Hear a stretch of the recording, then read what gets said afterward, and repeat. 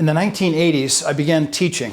And in those days, I was actually teaching the Humanist Manifestos 1 and 2 to my students in a Christian high school. And it was there that I had my students think about some of the basic understandings of what the Humanist Manifestos were getting across. For instance, they began by suggesting that all humans have worth, value, and dignity. Well, the very first question my students would ask would be, well, where did they get that from? And then the next thing that we would find from the Humanist Manifestos was that there was authority that came from human beings.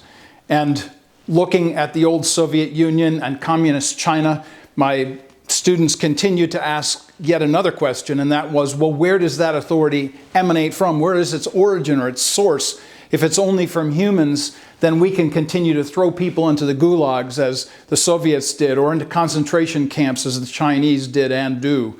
So where do those things come from? I would like to suggest to you in this quick teaching burst today that all of life rests on the questions that my students were asking in the 1980s, and quite frankly, all of life is about this. I'm suggesting here that there are two pillars that uphold all of life. The first pillar is that of absolute authority, the question of who says, where does this authority come from? Who are you to tell me? And then the second question has to do with our human nature. If you believe people are perfectible, getting better and better, then you're going to have one view of human life. You're going to see every problem as coming from outside of you in.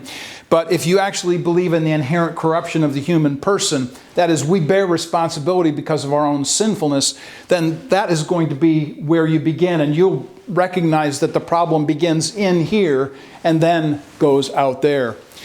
I would like to suggest then that all of life rests on this. All ideas have to deal with these two issues. What is our human nature and where does authority come from?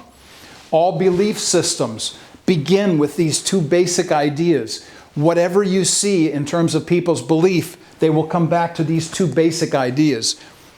And the other thing that I would like to suggest here, being a college prof, is that I see all studies being established on these two ideas. Every single thing I've studied and every single thing I'm teaching in undergrad and graduate school has to do with what do we believe about human nature and what do we believe about absolute authority. That's what I wanted to make sure to get across here today. And as you go back to the PDF and you begin to look at scriptural passages, understand that these kinds of ideas have been with us since Genesis chapter 3.